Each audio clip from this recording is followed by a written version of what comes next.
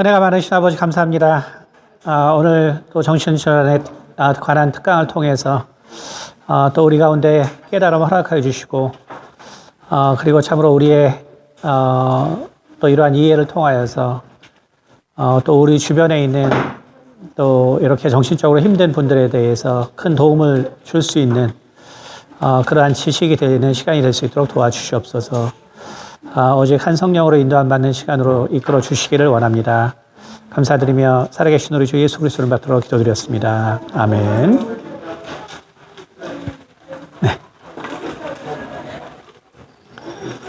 네, 그러면 이제 오늘이 아마 6번째 시간 맞나요?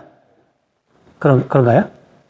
6번째 정도 된 것 같은데, 네, 아마 뭐 이제 이번에 이제 마치고 나면 어쨌든 여러분이 이제 또 다른 다음 아마 뭐 제가 여름이나 또 다시 이제 주기적으로 특강을 할 거니까 여러분들이 또 이렇게 직접 또 사람들을 또 도와보고 또 필요하신 분들은 또 다시 이런 그 특강을 할 때 또 들으실 수 있도록 하면은 도움이 될 것 같고요. 그리고 현재 아마 동영상이 나와 있는 것 같아요. 동영상이 나와 있는 것 같으니까 어쨌든 저희가 이제 이 강의를 하는 동안에 그 동영상 나와 있는 거는 여러분께서 좀 들으시고 빠지신 부분은 또 이제 들으시면 이제 도움이 될 거예요. 그래서 그렇게 이제 참고를 해주시면 감사하겠습니다. 네. 자, 그러면 이제 제가 이제 지금까지 쭉 강의를 했는데 이제 사람들이 이제 많은 분들이 질문을 하는 거죠. 그래서 어떻게 이 정신질환을 치유하는 거냐.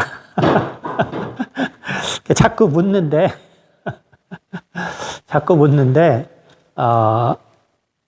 결국 공부의 왕도가 없는 거랑 같습니다. 공부의 왕도가 없는 거랑 같아요.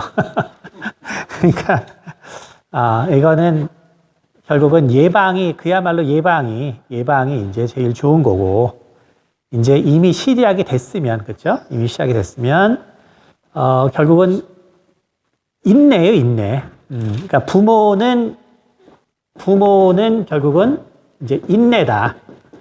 그렇죠? 부모는 인내다. 그래서 우리가 부모와 나의 문제가 있는데, 부모는 결국 인내. 인내는 결국은 이해와, 그렇죠? 이해, 그 다음에 조력, 이해, 조력, 그 다음에 기도. 그러니까 뭐 이제 이거밖에 없는 거예요. 뭐 다른 방법이 없어요. 그러니까 자꾸 그래서 어떻게 치료되는 거냐고 자꾸 물어보는데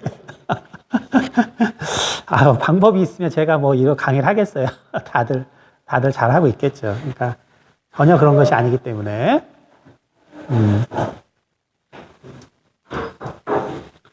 그리고 이제 실제로 제가 이제 정신질환자들을 도울 때는 이 운명학 이것을 많이 응용을 사실은 좀 해요. 하기 때문에 나중에 저희가 이제 이 본 강의는 다 끝나고 이 운명학에 대해서 성경적으로 이제 이해를 원하시는 분들이 계실 것 같기 때문에, 그리고 어떻게 우리가 이런 정보를 이러한 정신적으로 힘든 사람들을 도울 때 이용하겠는가. 근데 이제 이런 부분은 아시겠지만 특별히 이제 직업을 가지고 계신 분 중에서 아무래도 이제 우리가 이 동양학과 관계된 직업들이 있죠. 그렇죠? 여러 분야에서 있습니다. 여러 분야에서 뭐 사실 예술도 있고, 그렇죠? 뭐 국악은 예를 들면 관계가 있죠. 그 다음에 우리가 이 우리가 이제 몸을 다루는 또 직업군 중에서 또 있고, 그렇죠? 또 심리적 부분에서도 있고 많은 부분에 있기 때문에 이것을 그래서 성경적으로 이제 이해를 하게 되면은 이런 부분들을 어쩔 수 없이 이제 함께 겪어야 되시는 분들이 있거든요. 그러니까 그런 분들이 사실 이런 그 동양적 사고를 어떻게 기독교적으로 접목을 시키느냐, 이거에 되게 많은 어려움을 겪으세요. 근데 이런 것에 대해서 사실은 어디서도 사실 안 다뤄주기 때문에, 이제 이러한 그 유사한 직업군을 가지고 계신 분들이, 그러니까 뭔가 이제 상당히 참 어려움을 느끼는 분들이 많이 계시거든요. 그래서 이런 부분에 관심이 있으신 분을 여러분이 한 20명 정도만 모으시면, 줌으로, 여러분이 모아주시면 제가 특별히 특강을 해드릴게요. 근데 너무 인원이 작은 상태에서 제가 하기 힘드니까, 그래서 여러분이, 이런 부분을 통해서 우리가 기독교적으로 어떻게 이해할까를, 정말 좀 필요하신 분들, 그래서 한 20분 정도 계시면 제가 좀 특강을 해드릴 테니까 여러분이 좀 참고하셔서, 꼭 필요하신 분들이 계시면 이제 그렇게 또 이 강의가 끝나고 또 이렇게 좀 신청을 해주시면은 준비하도록 하겠습니다. 자, 그래서 이제 오늘은 그러면 이제 나의 부분. 오늘부터는 나의 부분. 그러니까 우리가 이제 부모의 부분을 여태까지 사실 한 거죠. 부모의 부분. 부모가 해야 될 부분. 여태까지 이제 한 것이고. 그럼 이제 정신질환은 결국은 부모의 역할이 있지만 또 중요한 게 결국은 나의 역할이죠. 결국은 내가 이제 이 정신질환에서 이제 내 정신을 차리면, 그러면 이제 다시 나를 정신질환으로 몰아넣었던 그 당면한 문제들, 그거를 다시 맞닥뜨리게 되거든요. 그렇죠? 다시 맞닥뜨리기 때문에 사실은 정신질환에서 벗어나도 문제가 되는 거예요.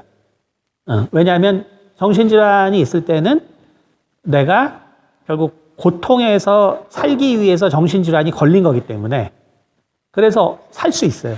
살 수 있는데 내가 이 정신질환에서 이제 막 벗어나서 다시 나를 찾으려 그러면 이제 이 당면한 문제들이 이제 나를 실제적인 또 다시 한번 나를 고통 가운데로 이제 이끌게 되는 거죠. 그렇기 때문에 결국은 이제 그러나 이제 분명한 차이가 있죠. 내가 정신질환으로 들어왔을 때는, 이때는 남들이 나를 다 외면했죠. 외면했기 때문에 내가 정신질환에 들어온 거거든요. 근데 이제 내가 벗어날 때는 주변 사람들이 이제 나의 조력자죠. 조력자이기 때문에 이 고통을 이제 이길 수가 있는 거예요. 그렇죠?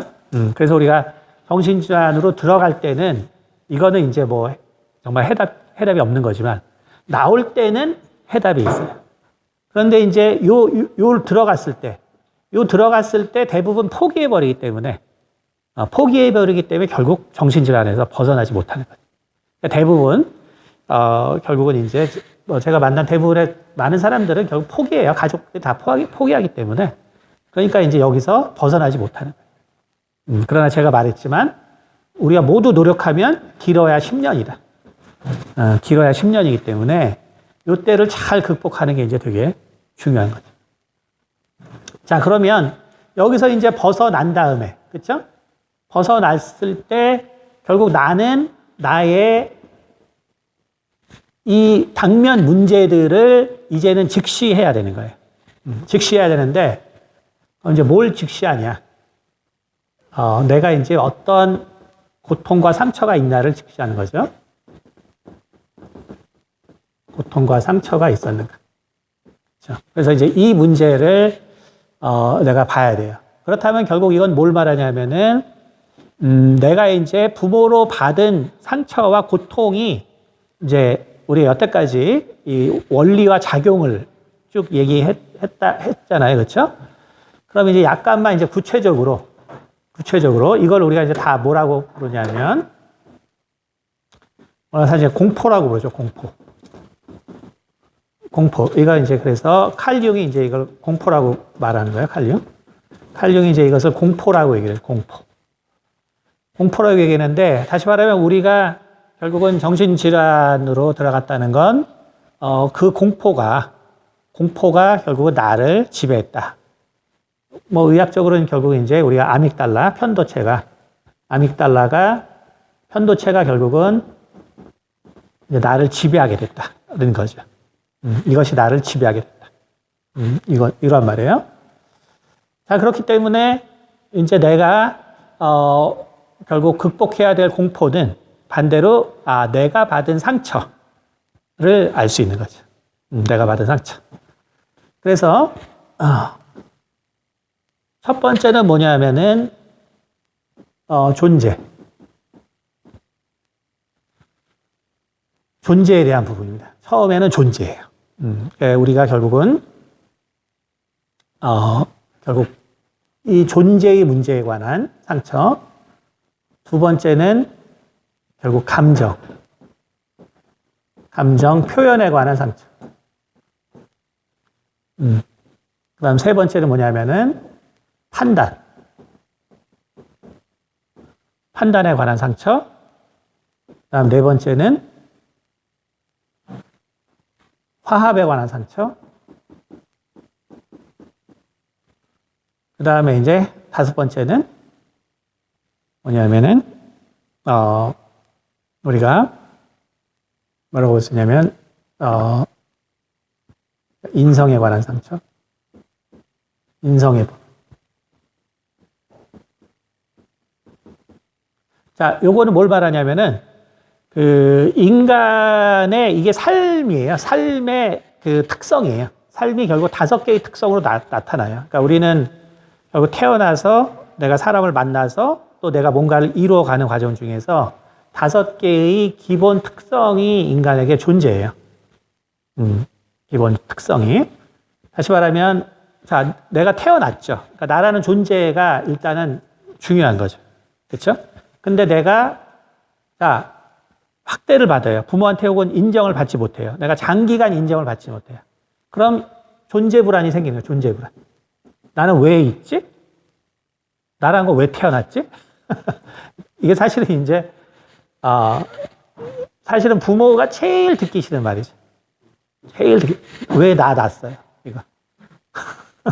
왜 나 낳았어요? 이래버리면 진짜 부모는 역경을 극복해서 얘를 낳는데 딱 한다는 소리가 왜 날 낳았어요? 이러면 진짜 아주 힘들죠. 근데 어쨌든 그거 부모로부터 받은 상처란 말이에요. 존재 불안. 그러니까 나라는 인간 자체가 도대체 왜 있는지를 모르겠는 거예요. 그러니까 우리가 결국 사랑을 받기 위해서 태어났는데 사랑을 못 받아요. 그러면 내 존재 자체가 회의가 되는 거예요. 스스로가. 도대체 내가 왜 존재해야 돼? 그렇죠? 그러니까 이게 어른이 돼서도 내가 왜 태어났지? 이러는 사람이 있으면 너무 안타까운 거죠. 내가 왜 살지? 존재구나. 이게 어릴 때부터 이게 결국 이게 내재됐단 말이에요. 그리고 중간중간에 이제 더 심화된 거예요. 그렇죠? 더 심화된 거예요. 더 심화. 그러니까 결국 이제 어릴 때 요 상처를 받으면 요걸 이제 우리가 극복해야 되잖아요. 근데 이제 극복을 못하고 내가 더 안 좋은 환경으로 가버린다. 그렇죠? 내 친구를 만났는데 또 내 존재에 대해서 회의를 갖는. 그렇죠? 내가 또 직업을 가졌는데 또 회의를 내가 갖게 되는. 내가 결혼을 했는데 또 회의를 이게 이제 쭉 되면 참 그냥 그거 자체가 공포예요. 그러니까 내가 있다는 것 자체가 공포예요. 그러니까 내가 살아있다는 것 자체가 공포. 너무 불행하죠. 그렇죠? 어떤 사람이 태어났는데 내가 있다는 것 자체가 너무 끔찍하고 끔찍하고. 근데 이제 그걸 느끼는 거예요. 힘든 사람들은 이걸 그냥 느낍니다. 그러니까 이거는 너는 왜 그렇게 느끼니? 그러면 안 돼. 너는 왜 그렇게 생각하니? 그게 아니에요. 이게 너무나 많은 상처를 받았고, 그러니까 우리가 나이가 든다고 이게 없어지는 게 아니라는 거죠. 이게 계속적으로 나의 존재를 부정하는 인생의 삶을 살면 부정당하는, 그러니까 내 존재를 부정당하는 삶. 너무나 고통스러워. 너무. 그러니까 이게 나이가 든다고 이게 해결되는 게 아니에요. 그러니까 아니 당신은 나이가 몇인데 아직도 그러고 있어. 이러면 안 돼요. 너무 불쌍하다고 생각해요. 혹시 내 남편이나 아내가 그렇게 행동하면 너무 불쌍하다고 생각해요. 어떻게 그 인생이 그렇게 나이가 들었는데 아직도 이걸로 고통스러워요. 그러면 그 인생이 얼마나 괴로웠겠나. 이거를 생각할 수 있어야지.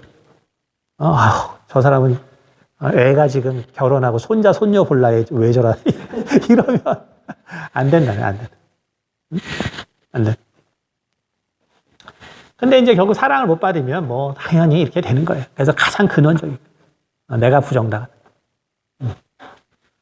자, 그 다음에 이제 부모들이 자, 우리 그 자녀들을 억누르는 게 결국 감정과 표현이거든요. 감정과. 뭐 남자들은 잘 알죠. 뭐 우리 때 우리 아버지 항상 해요. 남자는 평생 3번만 운다. 맨날 하는 게 6.25 시대 때 하는 거. 남자는 꼭 3번만. 태어날 때 울고, 그다음 부모 죽을 때 울고, 아내 죽을 때 울고 끝. 그게 끝이에요. 그게 끝.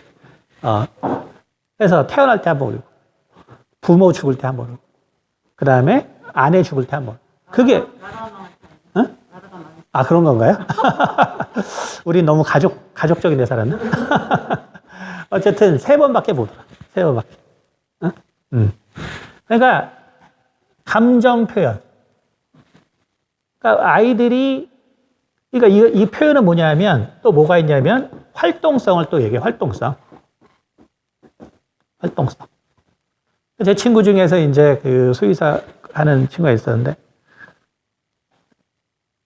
저는 딸만 낳았고 처음에 걔는 이제 아들만 둘 낳았는데 집에를 찾아갔더니 애들이 한 8, 9살 때 모든 기물이 우리 집하고 거의 어떻게 똑같은 걸 샀는데 다 헐어 보여. 그러니까 다 거의 망가져 있어. 그러니까 결국 딸 둘과 아들 둘을 키우는 건 엄청 다르죠. 엄청 다르죠. 엄청 다른데 그 부모는 되게 믿음이 좋았고 아이들을 잘 이해했기 때문에 또 아빠가 성향이 참 좋아요, 성격이. 지금 당연히 잘 됐죠, 두 아들. 아주 리더적 성격으로 잘 컸죠. 근데 너 왜 이렇게 개판이냐? 너 이렇게 망나니처럼 행동하냐? 이제 이런 부모 밑에 만나면, 그쵸? 아이들은 결국은 이 모든 것들이 어떻게 돼요? 이게 결국 뭐냐면 이제 이 칼 융이 이제 공포라고 얘기했는데 이제 그 공포의 근원들이 뭐냐 제가 이제 설명해 드려요. 공포의 근원들이 뭐냐. 그러니까 결국 얘네들은 어떻게 되겠어요? 결국 자기가 활동하고 뭔가 액티브하게 뭔가를 할 때, 그쵸? 스스로 위축되는 거예요. 스스로 위축. 그러니까 우리가 연예인들을 보세요. 걔네들이 왜 그렇게 저렇게 할 수 있나? 부모 잘 만나서 그래요. 그러니까 제 동생을 제가 봐도 부모 잘 만나요. 부모.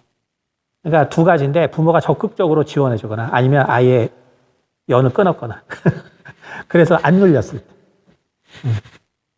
근데 이제 많은 아이들은 어때요? 이거에 대해서 엄청나게 눌려.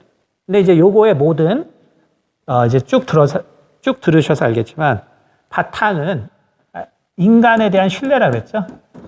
인간에 대한 신뢰. 인간에 대한 신뢰. 그러니까 하나님이 결국 만들었기 때문에 결국 다 잘 될 거야. 그거에 대한 신뢰. 그거에 대한 신뢰. 그러니까 활동성 뭐가 있어요? 그러면 그 아이들에게 그런 활동성의 항상 말하지만 장단점을 이해시키는 거예요. 이해시키는 거. 이해시키는 거지. 이해시키는 거지. 강제가 아니에요. 강제. 그러니까 모든 것은 다 강제하는 것 때문이죠. 이해시키는. 그러면 스스로 알아가게 돼요. 스스로 알아가. 스스로. 그래서 실제로 ADHD에 해당하는 그런 성향을 가진 아이들도 그것을 꾸준히 이해해주고, 꾸준히 정말 그 아이가 대화로 노력해주면 바뀔 수밖에 없어요. 왜 그러냐면, 여태까지 쭉 한 것처럼, 유전적 발현의 문제부터 시작해서, 여러 가지 그 성향들이 시간이 되면 다 정상으로 돌아요. 시간이. 제가 그래서 유전의 표현에 대해서 했잖아요. 유전 표현. 그러니까 애들은 당연히 빠르고 느리고, 이게 아직은 유전자의 발현이 계속 일어나기 때문에 어떤 아이가 아직 느린 쪽의 유전자들이 발현이 안 돼 있으면 계속 ADHD처럼 보이는 거예요. 어쩔 수 없이. 근데 그때 제가 저렇게 망나니처럼 하면은 이거 쟤는 사회에 적응 못한다. 그래가지고 막 때리고 할 때마다 막 매들고 하면 나중에 유전 그게 발현이 돼서 그냥 정상으로 될 때 이미 상처를 받았기 때문에 왜곡된 성향이 나타납니다. 가만히 있으면 정상으로 되는데 이렇게 돼버리면 결국은 그러니까 이제 여러분 중에서 내가 뭔가를 행동할 때마다 어떻게 돼요? 자신감이 없어. 어떤 아이들은 뭔가를 내가 하려 그러면 자신감이 없어. 왜? 하도 너 왜 그렇게 행동해? 너 그거 뭐 하는 거야?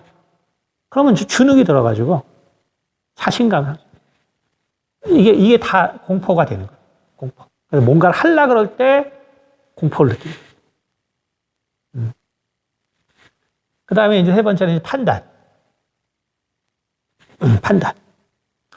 어떤 아이들은 매우, 어떤 판단력이 좋아요. 다시 말해서 합리적인 판단. 그 다음에, 현실적 판단. 아이임에도 불구하고 매우 현실적인 판단을 하는 애들이 있어요. 근데 또 아이들이기 때문에 당연히 비현실적 판단을 하죠. 당연히 비현실적 판단. 그러니까 예를 들면은 애들이 때가 되면 다 공포와 죽음에 대해서 생각하거든요. 공포와 죽음. 예를 들어서. 그러니까 애들은 때가 되면 다 생각해요. 공포와 죽음. 아이들은. 이제 2-3달부터 시작해서 또 5살 때 또 심해지고 또 7살 이렇게 주기적으로 나타나요. 삶과 죽음을 결국 받아들여야 돼요. 그런데 이제 엄마 죽으면 어떻게, 아빠 죽으면 어떻게, 야, 이거 재수없는 소리 하죠. 이제 이렇게 되면 안 된다는 거죠. 그게 아니라 그 아이에게는 이게 되게 심각한 문제인데, 그 어른들에게 있어서는 이게 되게, 이제 쉽게 말해서 비합리적인 어떤 생각들, 판단들, 비합리적. 이런 걸로 자꾸 느껴지는 거죠. 비합리적. 또 애가 돈을 쓰는데, 용돈을 받았는데, 친구가 뭘 달라니까, 예를 들어서 돈을 줘버린다든지, 혹은 언니나 누나한테, 돈을 받은 돈을 갖다 다 준다든지 할 때, 야, 그렇게 하는 거 아니야. 그렇게 하면, 네가 지금, 이걸 또 애를 또 교육시킨다고. 애를 교육시킨다고, 합리적인 판단을 한다고, 시킨다고. 그래서 아이가 어떤 판단을 할 때 이것도 강제를 하면 안 된다는 거야. 야, 너 그거는 잘못된 판단이야. 너 좀 그렇게 좀 하지 마. 라는 거야. 그러니까 아이들의 성향에 따라서 합리적, 비합리적인 어떤 선택들을 하는데 그때 그 부분을 결국은 계속 말하지만 왜 그런 부분들이 너에게 좋고 나쁜 부분에 대해서 설명을 해주면 되는 거예요. 절대로 애들이 그 성향이 그대로 가지 않아요. 그러니까 아이가 어떤 선택을 지금 비합리적 선택을 했다고 해서 나이 들어서도 그런 선택을 하지 않아요. 자연히 시간이 되면은 다 합리적인 판단을 하게 돼 있습니다. 근데 이제 이걸 못하니까 결국 어떻게 돼요? 엄마가. 혹은 아빠가. 결국 먹는 것도 정해줘요. 옷 입는 것도 정해줘요. 모두 정해줘요. 나중에 자기가 스스로, 이게 결국은 우리가 잘 아는 것처럼 결혼해서도 문제가 돼요. 우리가 흔히 마마보여. 결혼해서. 왜? 자기는 판단에 대한 공포가 있어요. 내가 잘못 선택했을 때, 내가 많이 혼났던 그것이 잠재돼요.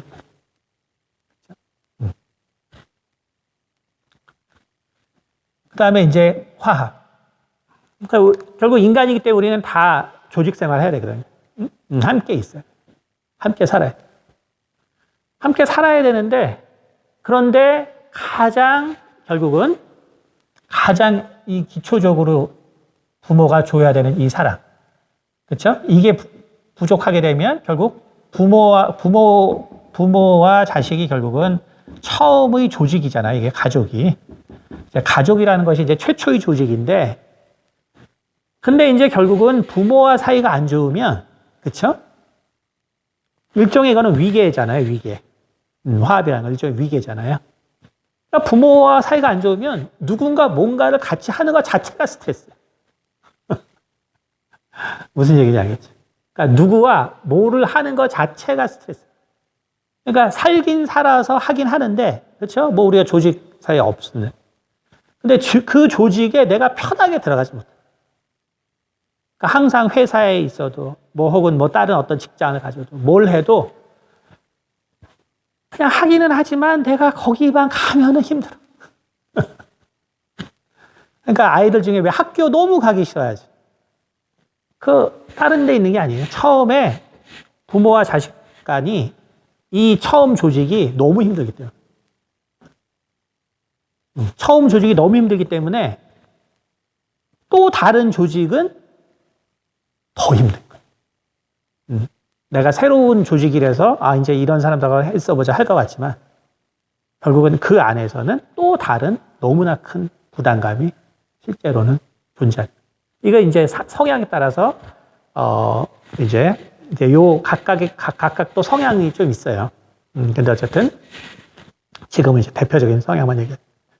결국은 이제 우리가 그래서 이게 사랑을 못 받으면 이게 결국은 사회생활이 기본적으로 안 될 수밖에 없구나. 그래서 자꾸 뭔가 함께 하는 어떤 그런 부분을 매우 이제 힘들어 할 수밖에 없는 이게 이제 돼버리는 거죠. 그 다음에 이제 인성의 부분. 자, 이렇게 해서 우리가 이게 뭐냐면 결국은 이게 뭐 당연하지만 이게 긍휼이거든, 긍휼. 그럼 우리가 이게 남에 대해서 내가 어떻게 이제는 남과 우리가 살고, 그렇죠? 조직이라는 거, 화합이라는 건 이제 남과 사는 부분인데. 그럼 이제 남과 살면, 그러면 이제 다른 사람들, 타인에 대해서 우리가 긍휼을 느껴야 되는 거죠. 인성의 부분의 핵심은, 그렇죠? 그러니까 내가 자꾸 내 것만 챙기는 게 아니라 내가 이제 다른 사람의 상황도 생각할 수 있는 이 인성의 부분, 긍휼의 마음, 요게 이제 있어야 되는. 요게 있어야 되는데 결국 이 인성의 부분도 우리가 교육적으로 되게 사실은 잘못되는 경우가 되게 많죠. 물론 이걸 강요해서도 안 돼. 그러니까 너 딴 사람 돕고 살아야 돼. 항상 강요는 이게 바람직한 게 아니에요. 반대로 이게 뭐냐면 상처를 받으면 당연히 인성은 안 좋아질 수밖에 없죠. 뭐 당연한 거예요. 왜 나는 본능이 나를 살려야 되기 때문에 내가 뭐 남을 긍휼히 여기고 뭐 할 그게 없어요. 뭐 자동적인 거예요. 근데 이제 인성의 부분에서 조심해야 되는 거는 그런데 이제 아이에게 이런 마음은 자꾸 없는데 나는 살아야 되기 때문에. 근데 또 부모가 또 좋은 얘기라고 또 계속 해준단 말이에요. 너는 돕고 살아야 돼. 너는 돕고 살아야 돼. 어떻게 되겠어요? 이거는 평생 죄의식. 평생 죄의식을 달아주는 거예요. 너는 누구를 돕고 살아야 돼. 너는 남을 위해서 살아야 돼. 이거 평생 죄의식을 심어주는 거예요. 무슨 얘기인지 알겠지? 그러니까 이게 뭐냐면 이게 결국은 칼 융이 말하는 이제 그림자의 모습이죠. 그림자의 내용이에요. 그림자의 내용. 결국은 칼 융이 말하는 이제 그림자. 그러니까 우리는 어떤 공포를 가지고 있냐?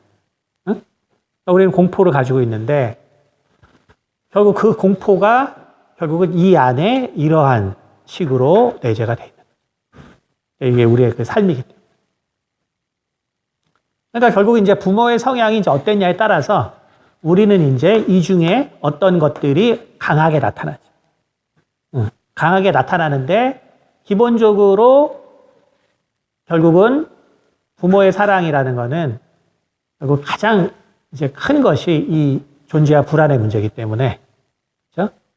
이거를 기본적으로 이제 존재 불안, 이걸 기본적으로 동반하는 가운데 부모의 성향에 따라서 어떤 부분에 대해서 이제 큰 상처가 자리 잡게 되고, 그렇게 되면 이게 나의 이제 내재된 공포로서 작용하지.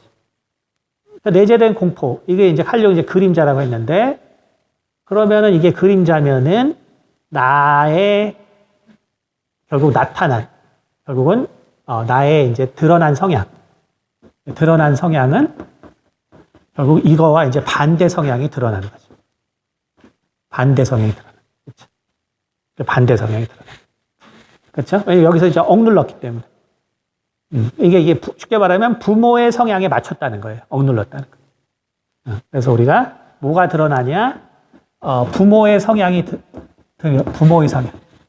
결국 이제 부모의 성향에 맞추는 거거든요. 부모의 성향에 맞추는. 그러니까 그래서 이제 억눌린 성향이죠. 억눌린 성향이 나와 맞게 돼요. 이제 나의 그걸로 이제 드러나게 돼요. 자, 그러면 이제 그래서 우리가 자식도 보면요. 내 마음에 맞는 자식, 나랑 잘 맞는 자식은 같은 환경에서도 커도 잘 커요. 그러니까 그런 자식은 문제가 안 되지. 그러니까 그런 자식은 뭐예요? 유전적으로 나랑 성향이 알고 보니까 같은 거예요. 그러니까 내가 나는 부모가 되게 편했는데 제 옆집 순이는 왜 저러지? 이제 이거 뭐냐면 나는 나와 맞는 부모를 가졌다는 소리예요. 그래서 내 부모가 별로 안 어려웠다. 이거는 나와 맞는 성향의 부모였다라는 소리예요. 그러니까 부모가 잘 키웠다는 게 아니야. 그러니까 오해하면 안 돼. 그러니까 이제 보통 부모들이 거기서 이제 오해하죠. 잘 키운 부모들이 거기서 오해하지. 내가 잘 키웠다. 절대로. 나랑 그냥 맞는 성향의 아이였던 거예요. 나랑 맞는 성향의. 그러니까 그런 아이들은 이제 실제 문제가 안 돼요. 그러니까 결국은 문제가 되는 거는 결국, 나랑 안 맞았다는 아이.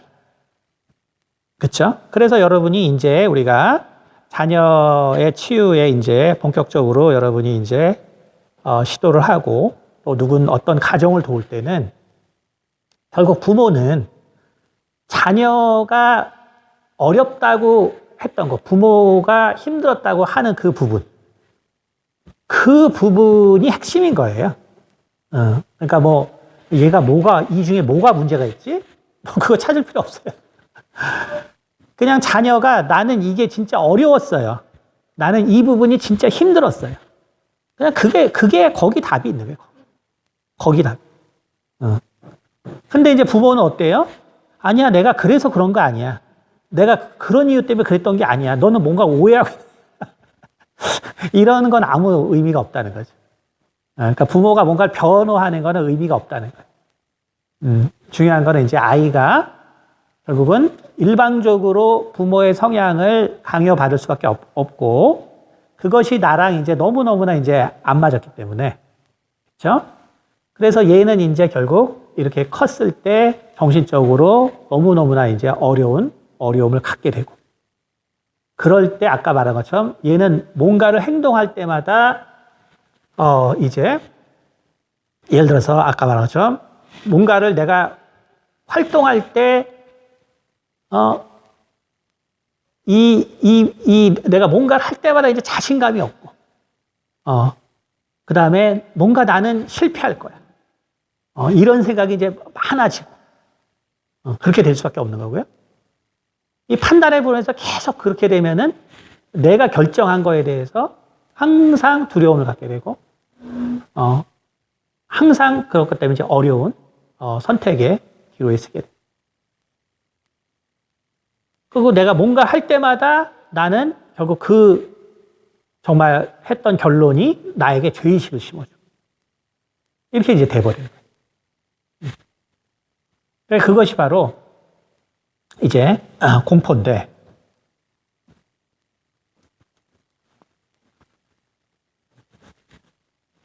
그러니까 여러분들이 그래서 이제 이걸 보면, 그냥 나랑 맞는 성향의 애들은 그냥 그게 맞기 때문에 큰 문제가 안 되는 거죠. 그러니까 이 강의에서는 결국은 이제 거기서 맞지 않는 애들이죠. 맞지 않는 애들. 그러니까 여러분이 지금 아이가 클 때 뭔가를 아이가 맞지 않은 거에 대해서 계속 표현하면 그걸 자꾸 강요할 생각을 하지 말고, 얘가 뭐를 힘들어하는가. 그래서 먼저는 아까 우리가 계속 말하지만 먼저는 이게 표현을 하거든요. 그러니까 자기 의사 표현을 의사 표현. 먼저는 아이들이 다 의사 표현을 해요. 뭐가 싫다고. 그러니까 학교 나 가기 싫어. 학교를 왜 안 가? 너 이 세상에서 살려면 학교를 다녀야 되는 거야. 그거는 네가 좋고 나쁘고 선택의 여지가 없어. 이러면 안 된다는 거죠. 그러니까 선택의 여지가 없는 거야. 그거는 네가 그러면 여기서 이 세상에 살 수가 없는 거야. 왜 살 수가 없어요? 홈스쿨링 하면 되는데. 홈스쿨링해서 우리 교회에도 나온 우리 청년이 하나 있지만 미국에 있을 때도 같이 교회에 있었거든요. 근데 이제 그분도 자기 여동생이 정신적으로 힘들었기 때문에 자기 자녀들에 대해서 되게 주의를 했어요. 남자애 둘인데 그래서 자기 자녀에 대해서 되게 주의를 했어요. 그러니까 엄마가 참 지혜가 있는 거죠. 물론 뭐 그분도 믿음으로밖에 살 수 없는 분이었기 때문에 뭐 또 그랬지만 근데 어쨌든 그러니까 이제 보통 이제 그런 거죠. 남자애들인데 미국에는 뭐 우리 또 동부에 있었으니까 서부에 있었으니까 백사장이 얼마나 많아요. 근데 얘네들은 가면 발을 안 돼. 모래에 발을 안 돼. 그러니까 이 서부에서 뭐 할 게 뭐 있어요? 다 바닷가. 걔네들은 차에만 있어. 그리고 밖에 나가도 아빠가 업어줘요. 혹은 엄마가 안아줘요. 응? 애들 나이는 제 기억 그때 4살, 6살인가 이랬다. 둘 다다. 발을 안 피. 그러니까 모래에 닿으면 죽을라 그래. 그러니 참 그러니까 보통 엄마 같았으면 진짜 죽었지. 근데 이제 이분이 워낙에 이제 정말 뭐 집안은 엄청 잘 사시는데 혼자 믿었어요, 혼자 믿었기 때문에 아주 그냥 역경의 믿음, 역경의. 그러니까 이제 뭐 아이들이 다 남자애인데 그것도 여자, 뭐 좀 표현을 그랬습니다. 남자애들이 여보세요. 이게 참 진짜 남자가 이 세상 어떻게 살아야 되는데. 모래가 발 닿는 거를 못한다. 이제 뭐 그 아빠는 뭐 맨날 불만에 차 있죠. 엄마가 저렇게 왜 키우는지 모르겠어요. 근데 정말 엄마가 너무너무 치밀어. 그래서 지금 한 명은 의사예요. 근데 홈스쿨링을 했어요. 그 다음에 대안학교를 애초부터 보내고. 아이들이 특이하죠. 그러니까 학교 안 간다고 안 죽어요. 그리고 한 명은 이제 저희 교회 청년부에 나왔었는데 지금 이제 미국에 유학 가 있는데 찬양 쪽으로 이제 음악 쪽으로 해요. 그러니까 한 명은 그러니까 동생은 거의 진짜 정상과 자폐 경계예요. 얘는 다 커도 그러니까 그런 유전성에 강한 거죠. 근데 뭐 유학 가서 다 생활해요. 근데 누군가 나쁜 의도를 가지고 걔를 만약에 하겠다. 그러면 이제 할 수 있겠죠. 애는 되게 순수하고 착하니까. 그러나 그건 뭐 엄마의 기도가 있을 테니까. 뭐 걱정 안 해도. 그러니까 이런 애가 만약에 진짜 보통 전혀 생각 안 하는 부모를 만났어요. 어떻게 이렇게 했어? 남자애가 이래서 세상 어떻게 살겠냐. 뭐 학교를 안 간다고 뭐. 다 정신병자. 그러니까 우리가 이 의사 표현이 있을 때 그거를 주의 깊게 생각해야 돼요. 그러면 생각보다 별 문제 아닌 경우가 많아요. 생각보다 별 문제. 생각보다 별 문제. 물론 이제 뭐 너무 이제 힘든 애였으면 집안 상처를 많이 받으면 좀 다르겠지만 그러나 이제 우리가 이게 아니라 우리가 이제 부모가 좀 민감해져서 아이의 의사 표현이 좀 이상하면 이걸 이제 이해를 하게 되면 빨리 그 원인을 찾을 수 있어요. 생각보다 되게 간단해요. 그러니까 예를 들어 요즘 뭐 이상한 선생. 혹은 이상한 선생이 있을 수도 있고, 혹은 뭐 이상한 학생이 있을 수도 있고, 그렇죠?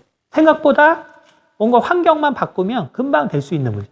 그러니까 뭐 대안학교까지 가는 거는 진짜 엄마가 엄청 잘해줬기 때문에 진짜 유전적인 게 되게 강한 애들. 그런데도 이걸 극복하잖아요. 응? 근데 이제 일반적인 아이들은 생각보다 되게 단순한데 문제들이 있어요. 근데 이제 이 표현을 계속해서 안 듣는다. 그럼 어떻게 돼요? 부모가 이제 관심 없다. 그럼 이제 표현 장애가 나타난다. 그러죠. 표현 장애. 표현 장애. 표현 장애. 그러니까 이런 표현 장애가 나타날 때 아이는 이거가 되게 힘들구나. 그러니까 쉽게 말해서 뭐냐면 어떤 아이들은 어떤 어려움이 있을 때 그때 그거를 그냥 그래도 어렵지만 극복해 넘어갈 수 있어요. 극복해 넘어갈 수 있어요. 예를 들어서 뭐 단체로 예를 들어서 아이들이 처음에 단체로 예를 들어서 무슨 뭐 학예회를 한다. 그래서 연극을 한다. 쳐봐요. 그러면은 이게 처음 이렇게 하는 거를 그렇죠? 그러면 아이가 일단 한단 말이에요. 하지만 얘가 이거를 표현장애가 나타냈을 때 이유는 몇 가지가 있을 수 있단 말이죠. 그러니까 선생이 너무 강압적일 수도 있고 아니면 거기 학생이 너무 자기가 무슨 배역을 한 애가 너무 힘들 수도 있고 혹은 지적 능력이 딸릴 수도 있어요. 아직 뭐 못 외우겠는데 자꾸 외우면서 그게 문제가 될 수도 있고.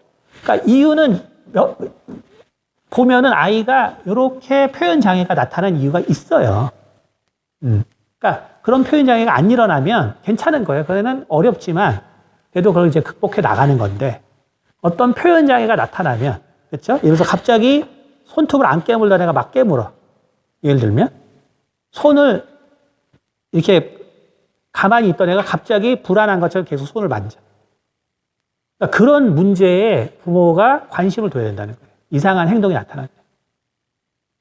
그런 뭐냐면, 얘는 이거를 지금 극복하기가 상당히 좀 어려운 상황이라. 극복하기 어려운 상황.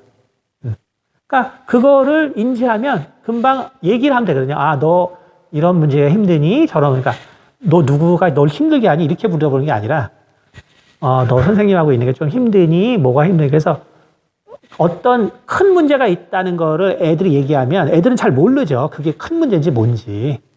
그러니까 이제 대화가 필요한 거예요. 선생님이 참 좋으신데, 선생님하고 할 때 어떤 부분이 좀 어려운 데가 있니? 친구들이 참 좋겠지만, 거기서 그 친구들의 어떤 성격이 좀 어렵니? 근데 이제 그게 친구 문제일 수도 있죠. 너무나 이제 반대적 성격 애들이 있으니까. 그러면 그때 아이가 이런 표현 장애까지 나타난다면 설득을 하는 거예요. 그 아이가 너무 힘들었구나, 네가. 그러면은 좀 다른 배역으로 바꿔달라고 얘기를 할까? 그런 심리적 지원이 필요하다는 거죠. 그럼 아이가 자기의 문제를 부모가 알았다고 생각할 때는 이 표현 장애가 극복되기 시작한단 말이에요. 불안이 줄어들고. 근데 이제 결국 부모들이 어떻게 돼요? 이런 장애를 못 보죠. 관찰 못 하죠. 관찰을 못 하고, 쟤는 또 갑자기 손가락 깨물고 난리야. 저러다가 야, 너 왜 손가락 깨물어? 거기 세균이 얼마나 많은 줄 알아? 너 그래서 병 걸리면 너 배 아프고 너 병원 가야 돼. 이런다면. 그러니까 전혀 이제 다른 돼버린 거예요. 그러니까 어떻게 돼요? 아이는 이제 마음속에서 서서히 자기의 문제들을 표현하려고 하지 않는 거예요. 그렇죠? 계속 그렇게 돼요.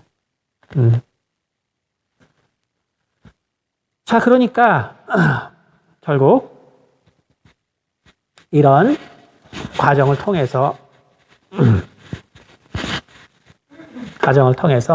우리는 결국 이제 어떤 나라는 게 형성되는데 결국 이제 우리가 정신적으로 질환이 있는 내가 됐다. 정신적인 질환이 있는 내가 됐다라고 한다면 그렇다면은 결국 이 모습은 나의 모습이 아니에요. 그럼 이 모습은 뭐냐? 이거는 부모의 모습인데, 그렇죠? 근데 플러스 부모는 그게 이제 자기 모습이니까 괜찮은데 플러스 부모의 모습 플러스 상처를 받았기 때문에 그렇죠? 왜곡이 함께 있는 거죠. 그러니까 부모도 만족을 못 시켜. 그러니까 부모가 계속해서 내가 사실은 어떤 부모의 모습으로 커온 건데 나는 걷다 상처를 받았거든. 그러니까 왜곡되어 있는 거예요. 그러니까 부모도 만족을 못 시켜. 이렇게 크게 되면. 무슨 얘기인지 알겠죠? 부모도 만족을 못 시켜. 나도 만족 못 해. 부모도 만족 못 해. 그쵸? 그러니까 어떻게 돼요? 부모는 부모대로, 자식은 자식대로. 서로 괴로워. 서로 괴로워. 서로. 그쵸? 자, 그래서 여러분이 그냥 나의 모습을 생각하면 돼요. 나의 모습. 나의 모습에 내가 얼마나 만족하는가. 나의 모습에 내가 얼마나 만족하는가. 그래서 현재 나의 모습에 내가 얼마나 만족하는가를 보면 만족한 만큼만이 자기 모습이에요. 만족한 만큼이 자기 모습. 그래서 이런 모습이 나에게 얼마나 편안한가 여러분이 또 생각해 보세요. 그러니까 내가 어떤 많은 성향을 가지고 있는데 내가 얼만큼 그 성향이 나에게 편안한가. 그걸 이제 생각하시면 돼요.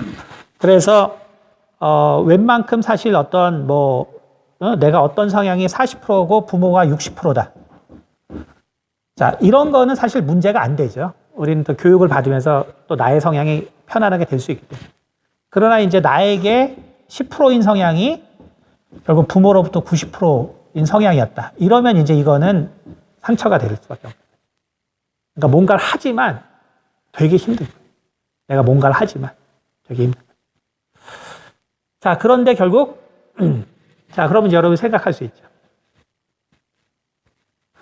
그럼 왜 저렇게 하지? 그러니까 이제 나중에 제가 아까 말한 것처럼 그 운명학을 같이 해서 이 심리학을 하면 훨씬 이해가 잘 되는 부분들이 많아요.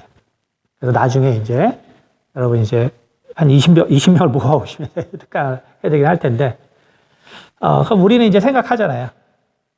왜 그런데 그럼 쟨 저러지? 그쵸? 왜 저러지? 그래서 이제 우리가 칼 융의 심리학을 보면, 그러니까 우리가 운명론을 보면 좀 더 쉬워요. 아주 훨씬 더. 근데 우리가 이제, 심리학적인 걸로 보면 어떻게 되냐면, 결국 이제 이게 나고, 이건 나의 그림자예요. 무슨 말인지 알겠죠? 나에게 투영된 그림자죠. 나에게 투영된 그림. 자, 그림자인데, 실은 요게 10%고, 요게 90%였어. 쉽게 말해서, 이게 진짜 내 성향이야. 이것이 실제 나의 성향이에요. 이게 드러난다. 내면의, 그러니까 드러난 나가 있고, 내면에 나가 있는데, 내면에 드러났나? 근데 이제, 결국, 교육받은 것 때문에, 10%인 게 드러난 거예요. 그리고 90%인 게 숨어 있는 거야. 실은. 그러니까 이 사람은 딱 이게 그냥 힘든 거지. 그렇죠? 아까 말했지만 그냥 부모랑 성향이 비슷하면 이제 이런 일이 안 생기겠죠. 그렇죠? 그다음에 자기가 진짜 강해도 이런 성향이 안 생기겠죠. 그렇죠? 다 부모 걸 다 거부할 테니까. 그러니까 문제가 되는 건 그렇지 않은 아이들이거든. 그러면 10%가 나한테 드러났어. 90%는 그러면 우리는 그러잖아. 야, 너 좋아하면 하지 왜 안 했어? 부모들 항상 하는 너 좋아하면 하지 왜 안 했어? 이게 부모의 얘기잖아. 그렇죠?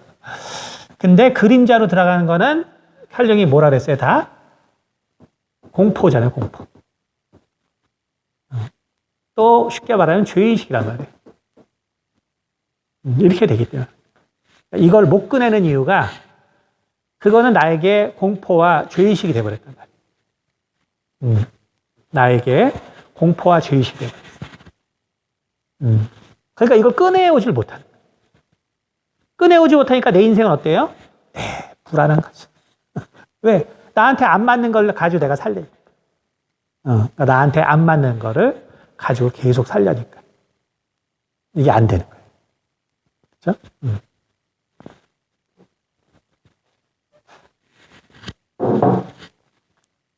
그래서 그 제 설교 중에서 유튜브에서 가인과 인류. 가인과 인류 설교가 있는데 요거 이제 들어보시면은 이제 이런 부분에 대해서 훨씬 이제 역사적으로 이해하기가 훨씬 쉬워요. 이거를 그러니까 결국 이제 우리가 유대인들이 그 설교에서 나오지만 유대인들이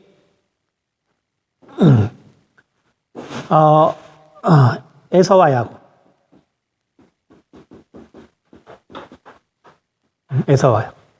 에서와 야곱은 쌍둥이란 말이에요. 쌍둥이. 그렇죠. 쌍둥이죠. 쌍둥이.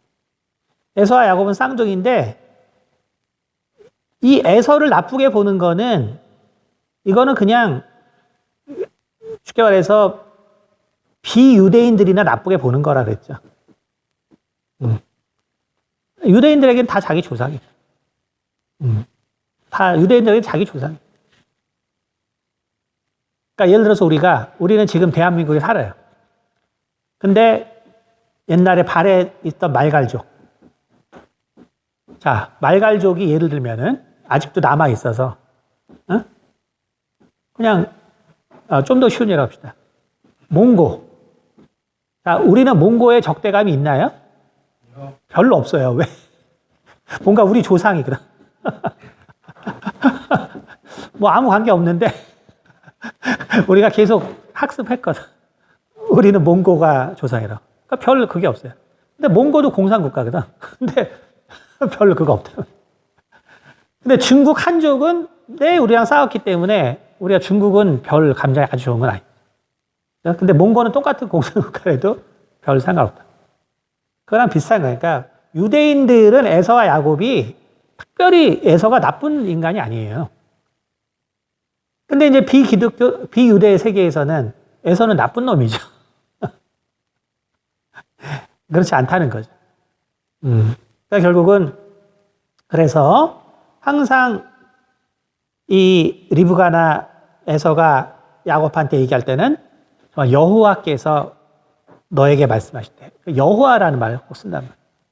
근데 에서에게는 하나도 그런 말을 안 써요. 그러니까 우리 목사님들을 어떻게 얘기해요?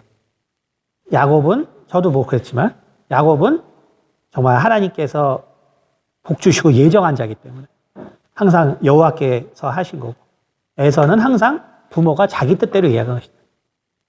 그래서 에서는 결국 저주받아 이렇게까지 나온 거죠. 근데 에서의 후손도 지금 다 살아있죠. 근데 이제 유대인들은 그렇게 안 가르치고 야곱은 영적인 인물이었기 때문에 부모가 영적인 면에서 교육을 했다. 왜? 야곱은 영적인 말을 잘 알아들으니까. 근데 에서는 영성의 말로는 잘 이해하지 못했기 때문에 그래서 육적인 말로 교육을 했다는 거지 그게 잘못됐다는 걸 말하는 게 아니에요. 그러니까 우리는 어떻게 돼요? 자, 그래서 이거 뭘 얘기하냐면 이 세상이 이렇단 말이에요. 세상은 결국 부모의 가치관. 부모의 가치관인데 부모의 가치관으로 해도 이렇게 돼요. 자, 근데 우리가 계속 이런 설교를 들어요. 응? 그러면 아주 활동적인 애들. 아주 액티브한 애들. 그러니까 성경을 우리가 잘 보면은 정말 이게 정말 활동적인 사람들은 참 힘들겠어. 활동적인 사람들은 신앙생활하기 참 힘들 것 같아. 왜냐면 그냥 조용한 애들이 뭔가 성경에 좀 좋은 것처럼 나와가지고 그렇죠? 다 참고 뭐 견디고 막 이러니 그런 게 아닌 거죠. 그런 것이 아니라는 거예요. 그러니까 다시 말하면 우리가 결국 기독교 가정에 훨씬 더 정신질환자가 많은 거는 이것은 가치관의 문제, 세상은 가치관의 문제인데 이게 기독교 교회 안에서는 이것이 신앙 안에서는 죄의 문제가 되기 때문에 죄의 문제. 그렇죠? 그러니까 이 공포가 그냥 가치관으로부터 오는 공포가 아니라 기독교인은 죄로부터 오는 공포가 된단 말이에요. 죄로부터 오는 공포. 그러니까 죄로부터 오는 공포이기 때문에 더 이걸 바꿀 수 없는. 더 바꿀 수 없는. 더 바꿀 수 없는. 자, 그러면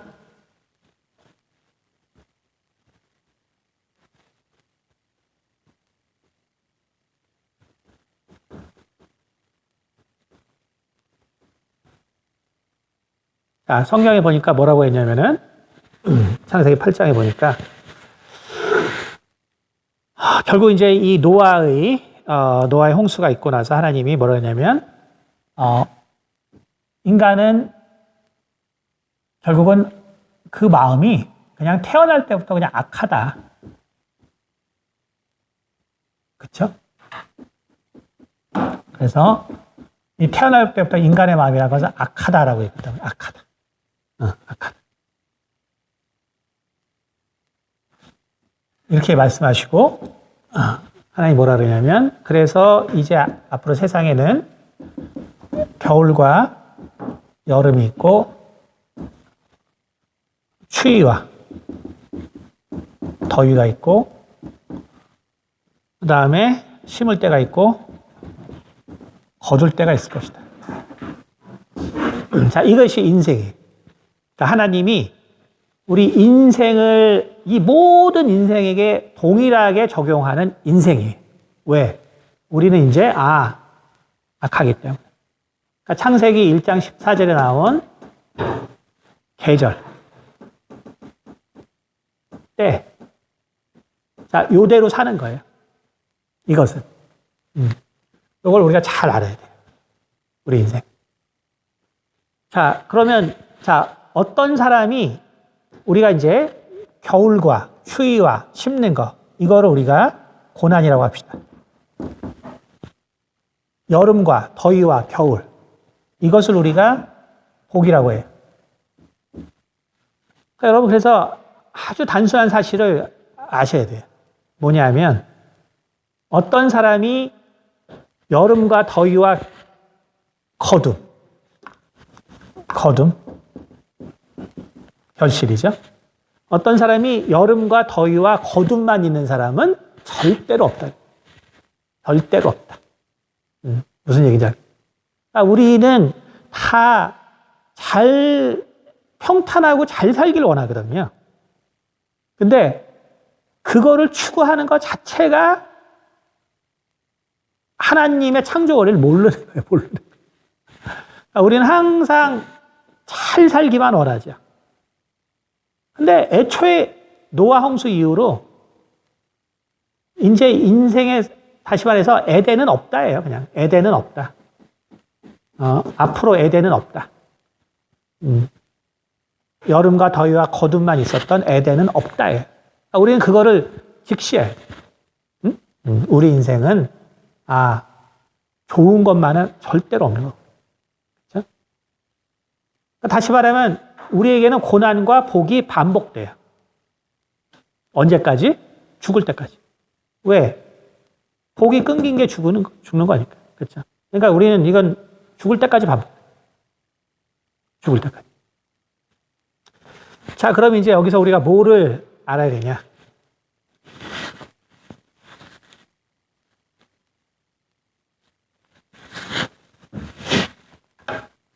그러면 결국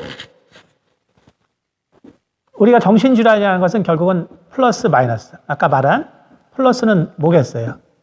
마이너스는. 이게 결국은 겨울이면, 그렇죠? 이게 추위고, 이게 결국 심음이고, 그렇죠? 플러스는 이게 여름이고, 이게 더위고, 거둠. 이게 인생이란 말이에요, 인생.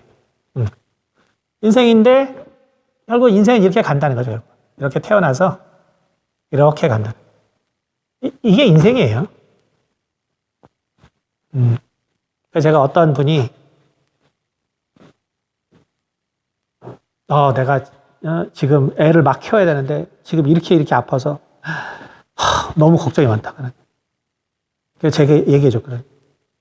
세상은 나쁜 것만 절대로 있지 않아요. 나쁜 것만 절대로 있지 않아요. 아파서 빚지는 건 옛날 얘기, 옛날. 물론 그렇지 않아도 또 그렇지만 요즘 같은 때 여러분 아프면요 돈 벌어요, 돈 벌어. 다 보험 되기 때문에 거기다가 또 병문안은 뭐 한두 명 와요. 수술비 아무리 들어도 100만 원 이상 안 들어. 치과가 문제지, 저처럼. 이게 별로 치과 때문에 저는 뭐 돈 엄청 쓰지만 아무도 문명 안 오고. 돈은 더 쓰는데. 근데 뭐 째고 뭐 하죠? 다 들어봤자 100만 원밖에. 근데 들어오는 돈은 막 몇백 들어와. 그러니까 아프다고 걱정하지 마세요. 추위가 있으면 더위가 있네. 추위가 있으면 건강도 똑같아요. 응? 우리가 건강을 한번 잃고 나면 더 조심해서 더 건강해지는 도 많습니다. 모든 고통은 고통이라고 해서 끝까지 가지 않아요. 응? 우리가 정신질환만이 이게 대처를 안 하면 끝까지 가는 거예요. 이것만. 응? 그러니까 세상의 모든 것은 그렇지 않아요. 세상의 모든 건 하나님이 죽으라고 우리를 만들어 놓은 게 아니에요. 응? 그러니까 고난을 하나님이 주셨을 때 죽으라고 고난을 주는 게 절대로 아니에요. 그래서 혹 아프더라도 너무 염려하지 마세요. 그러니까 여러분의 생활을 바꿀 수 있는 기회를 삼아요. 응? 너무 걱정할 필요 없어요. 나에게 어떤 벗어나지 못한 어떤 고통이 있다고 거기에 좌절을 하면 안 돼요. 그거 죽으라고 하나님이 준 게 아니에요. 그걸 극복하면 반드시 그걸 통해서 뭔지 모르지만 놀라운 거둠이 있을 거란 말이에요. 근데 중요한 거는 어쨌든 우리는 좋을 때와 나쁠 때가 있다는 거죠. 그런데 결국 이제 이 사이클인데 근데 이제 아까처럼 상처를 받은 애들은 이제 이렇게 되는 거예요, 이 사이클이. 이렇게 되는 거예요. 이렇게 되는 거예요, 상처를 받은. 그러니까 우리가 그냥 이렇게 넘어가야 되는데, 그렇죠? 너무 이게 준비가 안 되면, 그렇죠? 내가 결국 그렇게 살게 되면, 그렇죠? 좋을 때와 나쁠 때의 차가 너무나 급격해져. 너무나 급격해져. 너무나.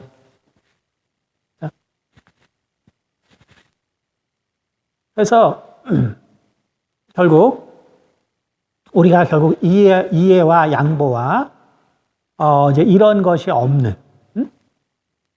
쉽게 말해서 옛날에는 다 사별이었죠, 사별. 부부가 결혼하면 옛날에는 다 사별이었어. 그렇죠? 옛날에 이혼이라는 거는 뭐 개념 자체가 처벌두지 뭐 사별이라는 그러니까 이혼이라는 건 없으니까. 근데 우리나라도 지금 3분의 1이 이혼하잖아요. 응? 그럼 이거 어떻게 된 거예요, 이게 지금? 응? 응? 이게 어떤 숫자냐면 운명학을 거론해도 이렇게 안 많아요. 쉽게 말하면 운명에 없는 이혼들을 한다는 거예요. 운명에 없는 이혼들. 무슨 얘기인지 알겠어요?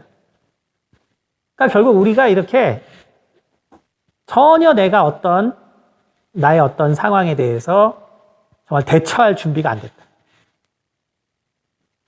그러면 전혀 그런 결과가 야기되지 않아야 되는데 야기가 돼. 그러니까 다시 말하면 여러분이 자녀를 정말 내가 강하게 키워줘야지. 내가 정말 자녀를 내가 이 세상에서 경쟁할 수 있도록 키워줘야지. 그렇게 해서 교육한 것이 오히려 아주 그냥 취약하게 만든다. 오히려.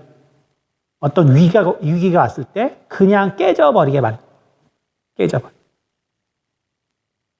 그래서 여러분이 위기에 있는 자녀가 있으면 저러다 어떻게 잘 되겠지. 이러지 마시고 좀 더 적극적으로. 근데 어때요? 이미 갈등이 있으면 얘기를 안 하죠. 됐어, 내가 알아서 해결할게. 이렇게 하죠. 왜? 부모가 편하지가 않아. 부모가 편하지가 않지. 편하지 않기 때문에 결국은 그 위기의 순간을 정말 끝까지 자기 혼자 감당하려다가 안 되는 거죠. 안 되는 거예요. 그래서 여러분이 그럼 어떻게 하겠어? 제가 저런데 뭐 내가 어떻게 도와? 이러면 안 되고. 이제, 저렇게 됐을 때는 부모는, 나의 책임이 분명히 존재하기 때문에, 그 아이가 정말 그 문제를 혼자 끙끙대는 이유를 정말 털어놓을 수 있도록 여러 방면으로 도와줘야 된다. 여러 방면으로 도와줘서 그래서 마음을 열 수 있도록 해야 되는 거예요. 그쵸? 근데 어쨌든 이제 이 강의는 이제 기본적으로 이제 이런 성향이 있는 집안의 아이들의 문제이기 때문에 그렇죠? 일단 그거를 참고하셔야 돼요. 물론 뭐 이제 이거를 보통 아이들에게 적용한다 그래도 엄마 아빠 남사스럽게 왜 이래 할진 모르지만 그래도 좋죠. 부모가 잘해주면. 그러니까 굳이 뭐 그런 거 아닐지라도. 그러나 이제 이런 성향이 있는 경우는 이렇게 나올 수밖에 없기 때문에 이런 행동으로 나올 수밖에 없기 때문에 자 그렇기 때문에 자 그러면 나라는 존재는 내가 지금 이렇게 힘든 이유는 실은 이 가면 쉽게 말해서 이제 이게 실은 그래서 페르소나 우리가 이제 퍼스널리티라고 하는 그러니까 이게 드러난 나인데 드러난 나는 가면의 나구나. 그렇죠? 그래서 가면인 거예요. 대부분은 결국 어느 일정 부분 가면 쓸 수밖에 없어요. 그러니까 자기 게 아닌데 드러난 거죠. 이게 드러나 있는 것뿐이죠. 그렇죠? 그러니까 결국은 예를 들어서 뭐 정치인들이 뭐를 갖다가 이렇게 뭐 잘못했을 때 쟤 저럴 줄 알았어. 다 저렇게 흑심이 다 꿍꿍이가 있는 거야. 이럴수록 뭐예요? 그림자인 나는 그거를 동경한다는 거죠. 정치인이 자기 자녀 군대 안 보냈어. 군대 안 보내고. 그 다음에 큰 돈, 이득을 취하고.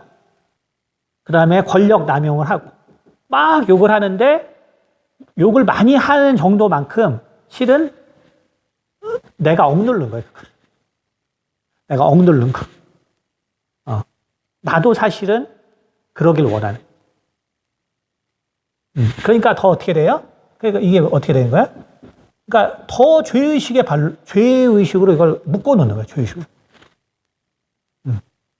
다시 말하면 우리는 이 그림자를 밖으로 끌어낼 수 있어야 된다. 그래서 나는 내가 고통을 가지고 있는 문제들, 내가 너무나 힘든 부분이 뭔가를 다 그냥 나니까 솔직하게 다 끌어낼 필요가 있다는 거예요. 그것이 그래서 제가 이제 복음이라고 했죠. 가인과 인류 이제 보시면 거기 설계 나오지만 결국은 그 복음이라는 것은 결국 모든 사람을 구원하기 위한 하나님의 열심이거든요. 복음이라는 거는. 그렇기 때문에 모든 사람마다 구원의 방법은 다 달라요. 그러니까 내가 다 꺼내놔야 돼요. 내가 다 꺼내놔야 구원받는 거예요. 그러니까 결국은 내가 정말 그 십자가의 강도일 수도 있어요, 내가. 그러나 내가 십자가의 강도란 걸 알아야 하나님한테 내려놓고 구원을 받지. 응? 그러니까 자기 스스로가 우리가 이 정신질환에서 나오기 위해서는 그 고통을 그거를 두려워하지 말고 왜? 보니까 이게 내가 다 나쁘고 눌러놓고 안 되고 하는 게 실은 나에게 어떤 맞는 성향인데 이거를 다 죄의식화했다는 거예요. 실은 나에게 있는 어떤 성향인데 이거를 죄의식화한 거예요. 응? 그래서 이렇게 많이 얘기하는 게 그죠. 요즘 이제 돈의 시대니까. 응? 그럼 내가 돈 벌 생각하는 것 이게 잘못된 거냐? 아니에요. 이게 뭐냐면 아까 말한 요게 판단력의 근원이에요. 우리가 이거 판단력의 이걸 잘 아셔야 돼요. 판단력의 근원. 돈을 못 버는 애들은요. 왜 못 버는지 아세요? 판단력이 잘못됐어요. 판단력의 근원. 그러니까 우리가 자꾸 이게 참 아이러니잖아요. 하나님께 복을 받아라 막 하면서 돈은 일만하게 핵심이다. 근원이다. 이래버리면. 그렇잖아요. 하나님께 복을 받아서, 이렇게 하라고 기도는 하는데, 또, 돈을 사랑하고 일만하게 핵심이다. 근원이다. 이래버리면. 그렇죠? 아이들은 얼마나 헷갈리겠어요. 근데 여러분 이게 몰라서 그러는데, 돈이 판단력의 근원이에요. 그러니까, 모든 걸 우리가 바라볼 때 그 근원이 뭔가를 항상 깊이 생각해요. 그러니까 우리가 내가 정말 이 돈을 갖다가 계속 이 모든 악의 근원으로 생각해 버리면 그냥 돈을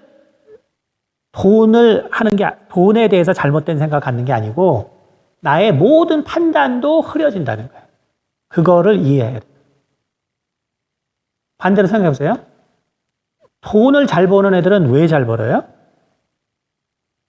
엄청난 판단력들 때문에 그런 거예요. 그러면 엄청 머리를 써야 돼요. 그러니까 돈은 안 돼라고 하는 순간, 얘는 세상에서의 판단력이 흐려지는 거예요. 근데 부모들이 너무 그걸 모르는 거예요. 특히 교회 안에 들어오면 더 몰라요. 이런 이 배타성 때문에 더 몰라요.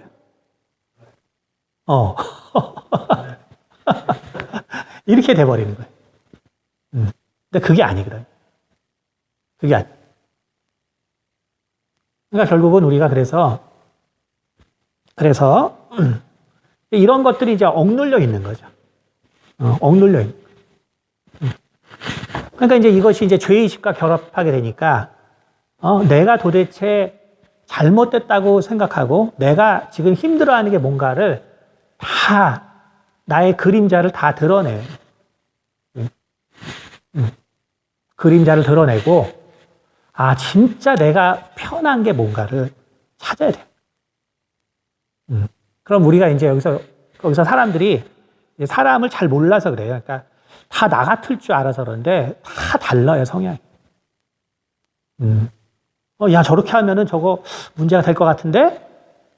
야, 에서의 성질, 제가 말했죠? 에서의 기질, 가인의 기질, 제가 말했지만, 우리가 사울 왕의 기질, 여기서 좋은 것도 많아요. 이게 지금 나쁘게 결론 낸 어떤 그 결론 하나 가지고 우리가 얘기하지, 제가 말하지만, 우리는 사실 아담에게서 배울 게 뭐가 있을까요? 그러나 가인에게서는 배울 게 있다고요. 자식을 극진히 사랑하는 거. 우린 가인에게서 배울 거는 진짜 있단 말이에요. 그리고 에서에게 배울 거, 효자. 진짜 세상에 이런 효자가 없어. 정말 에서가 창세기 보면은 나는 도대체 왜 부모의 사랑을 못 받을까? 참 그 구절을 보면 참 가슴이 아파요.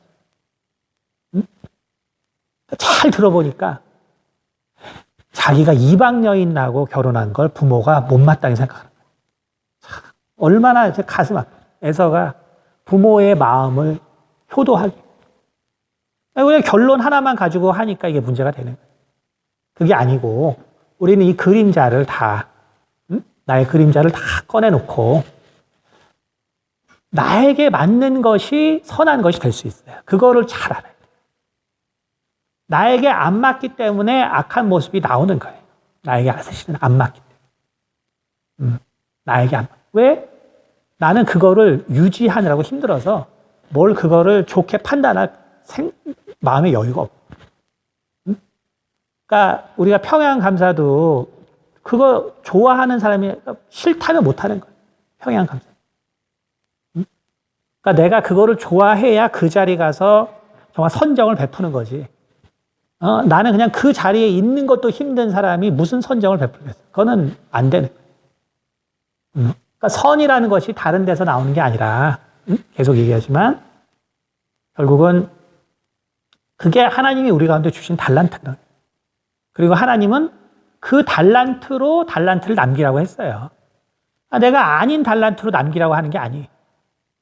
그러니까 누구나 똑같이 목사로서 헌신할 수 있는 것도 아니고, 똑같이 선교사로서 헌신하는 것도 아니고, 그러니까 내가 가진 달란트로. 근데 항상 이렇게 제일 많이 기독교 얘기하면 하는 게 뭐예요?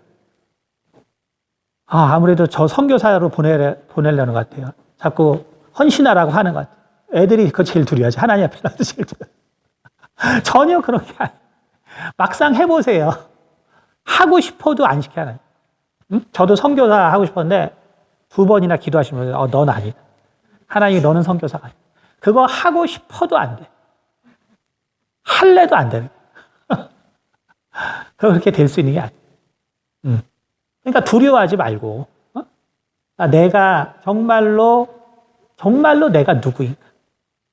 정말로 내가 누구. 그러니까 결국 모든 것의 문제는 5가지가 있지만, 결국 존재의 문제죠. 존재의 문제. 존재의 문제. 그러니까 내가 누군가를 찾아야 됩니다. 그래서, 이제, 우리가 정신질환에서 내가 이 고통을 벗어날 때, 그때 당면하는 문제에서 결국은 우리가 내가 누군가를 이렇게 찾아서 내 존재, 결국 모든 것이 말했지만 자존감이기 때문에 정신질환은 뭐 복잡한 게 아니라 결국 사랑의 부재로 인한 결국 자존감의 상실이 정신질환을 만드는 거기 때문에, 그렇죠? 이것이 이제 정신질환을 만들기 때문에, 그렇죠? 그래서 사랑의 부재로 인해서 자존감이 낮아지고, 이것이 정신질환을 만들기 때문에 결국은 모든 것이 그래서 존재의 문제를 먼저 회복해야 돼요. 존재. 나는 살 이유가 있는 거야. 나는 살 가치가 있는 거야. 그렇죠? 그 존재의 문제. 그렇기 때문에 결국은 정말 내 자신을 내가 잘 찾아가는 과정이 중요한 거예요. 그러니까 이것이 첫 단계예요. 첫 단계. 자, 그 다음에 그런데 우리가 이제 이렇게 해서 이제 회복이 되면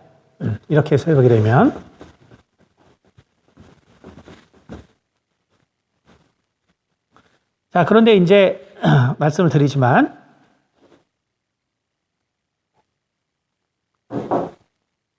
지금 이렇게 말씀드린 이제 이 과정이 하여간 길면 10년 가는 거예요. 길면 10년. 그러니까 그거를 이해하라 이거죠. 길면 10년. 포기하면 이제 영원히 가는 거고. 그러니까 하나님이 이런 약속을 하셨음에도 불구하고 포기하면 이제 영원히 가는 거예요. 영원히. 이제 그 집안은 결국 그 아이를 버리든지, 뭐 이제 아예 파탄이 나든지 뭐 그 수밖에 없는.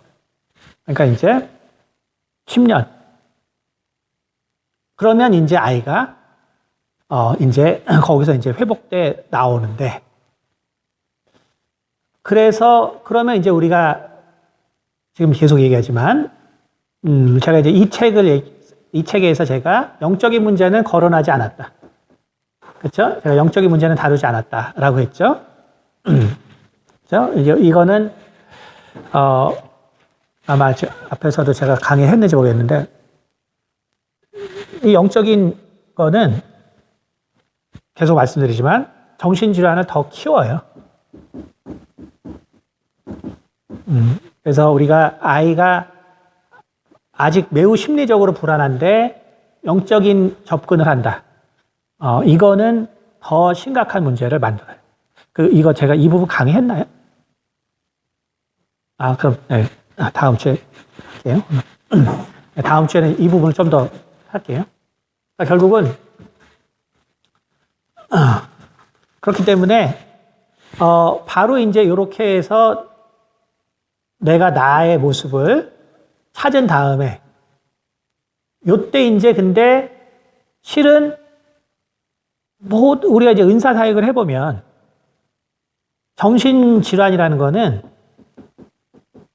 정신질환 당연한 건데 그냥 100%에 100%. 그러니까 귀신이나 보통 귀신이죠. 그러니까 우리가 이제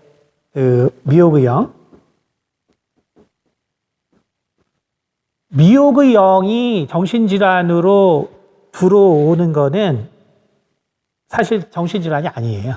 미혹의 영은. 미혹의 영은 이건 그냥 잘 살아요. 이상한 생각으로 잘 살아요.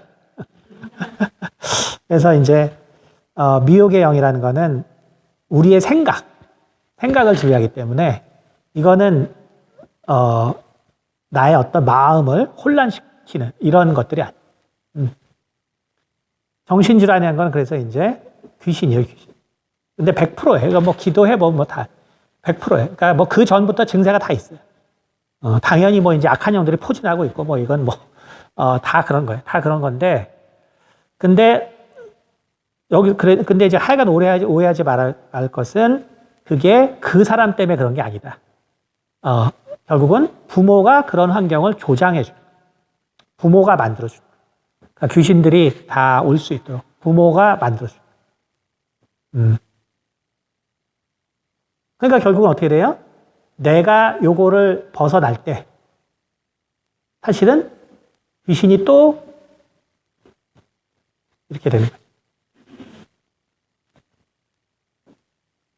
아까 말했지만 내가 정신질환으로 이제 들어올 때는 모든 사람이 나를 안 도와줬어요. 누가 나와 함께 있었어요? 귀신들이 함께 있었지. 자, 그런데 이제 여기 나갈 때는 이제 다 나를 도와줘요. 그럼 이제 얘네들은 어떻게 해요? 귀신들도 이제 나갈 준비를 하는 거지. 나갈 준비하는 거예요. 그래서 이제 육체의 병은 귀신을 축사하면 낫게 되는데 정신질환은 그렇지 않다 그랬죠? 다음 시간에 좀 더 깊게 할게요. 결국은 이제 얘네들 이제 나갈 준비한다.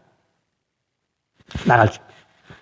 그러니까 어떻게 되냐면 이게 사람들의 측면에서는 환경이 완전 100% 바뀌었죠. 다 협조적으로 바뀌었으니까. 그런데 영적인 측면에서는 똑같아요. 이제. 들어올 때랑 나갈 때가 똑같아요. 똑같은 상황이 되고. 그렇죠? 이거는 뭘 말해요? 다시 들어갈 수 있다는 얘기. 그렇죠? 다시 들어갈 수 있다. 그래서 이때를 위해서 부모들이 신앙을 갖도록 노력을 해줘야 된다. 이 주변에 돕는 사람들. 그래서 이거는 이제 신유사역도 마찬가지인데, 제가 예전에도 말했지만, 제가 누군가 병을 고칠 때 핵심은 그 사람과 가장 가까운 사람을 택해서 변화시켜야 돼요. 왜냐하면 우리는 가서 기도해주고 축사해줄 수 있어요. 근데 결국 우리의 믿음이라는 거는, 그렇죠? 이 귀신의 출입이라는 것은 결국 나의 믿음이 바탕이 돼야 되기 때문에, 그렇죠? 그렇기 때문에 결국 가장 가까운 사람을 먼저 항상 저는 그래서 복음을 전하고 그 다음에 꼭 성령 세례를 받게 하고 그리고 항상 안수 기도를 하게 해요. 그래서 제가 그 신유 그때 특강에도 했지만 신유는 어디서 시작되냐면 가정에서 시작돼요. 가정에서. 그래서 뭐 신유 내가 능력이 있냐 없냐 이거를 뭐 딴 사람한테 가서 생각 필요 없어. 내가 기도하고 내 자녀에게 안수를 시작해 보세요. 그러면 그 능력이 나타난 그 시점부터 자녀들의 건강이 낫기 시작한다. 자녀들. 그러니까 뭐 엄한 사람 데려다 하려고 그러지 말고 가정에서 기도해서. 가정 기도. 자, 그렇기 때문에 결국 이제 이 상황이 똑같기 때문에 결국은 이제 이 기간 동안에 여기 여러분이 돕는 가정, 이 믿음이 생길 수 있도록 이걸 갖다가 이제 도와줘야 되는 거죠. 도와주고 그리고 이제 나를 이제 찾았으면, 그렇죠? 나를 찾았으면 이때가 바로 성령으로 기도할 때. 성령으로. 왜 이래야 되냐? 왜 이래야 되냐?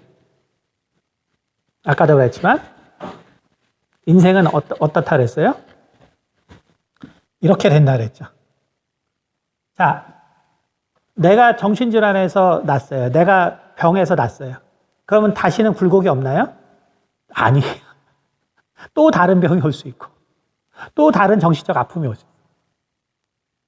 근데 뭔 소리예요? 근데 문제는 나는 이미 정신질환이 걸렸던 사람이니까 내 운명의 진폭은 어떻다는 거예요?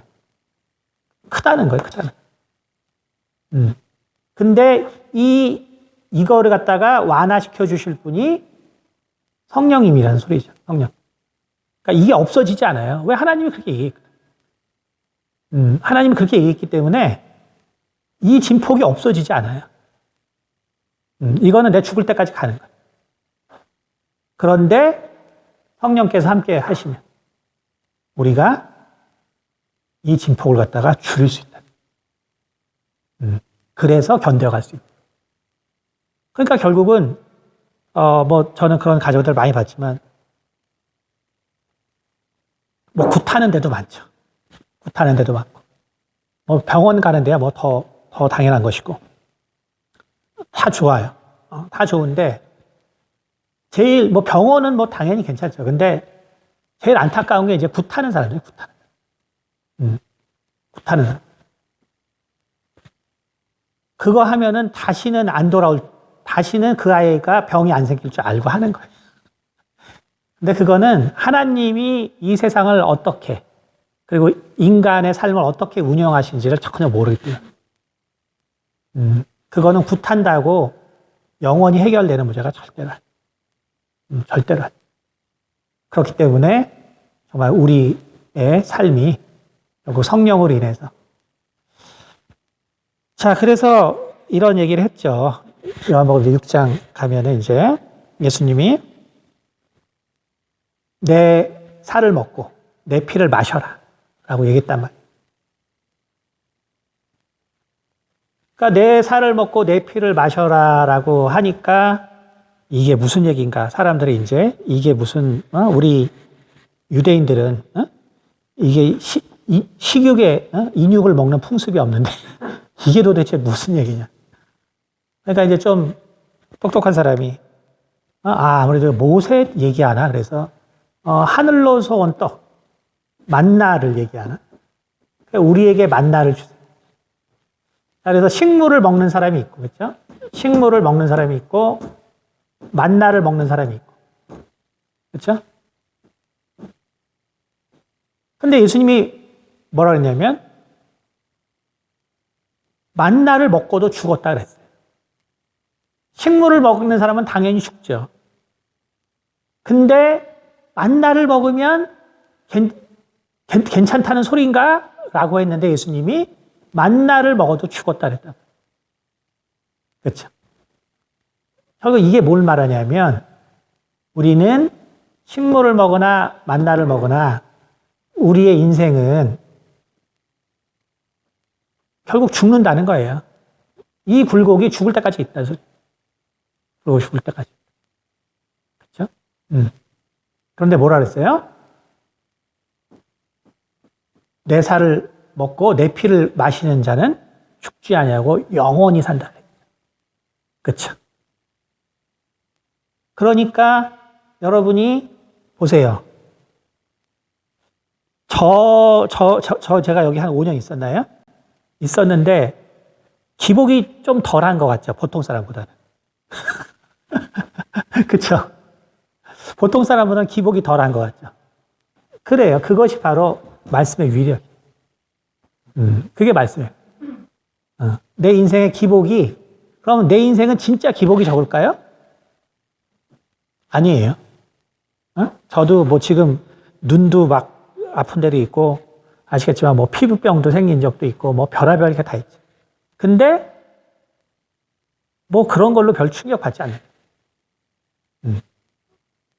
또 제 일의 기복도 있고 뭐 있지만 내 마음은 그렇지 않다는 거예요. 그렇죠. 그러니까 그래서 우리가 결국은 나를 찾고 결국은 하나님을 제대로 만나야 된다. 왜? 내 인생은 여전히 굴곡이 있을 거거든. 내 인생은 여전히 굴곡이 있을 거거든. 그래서 하나님을 반드시 만나야 된다. 네, 오늘은 여기까지 하도록 하겠습니다. 혹시 질문 있으세요? 아, 네. 저는 중간부터 네. 그리스도인들이 기독교인들에 대한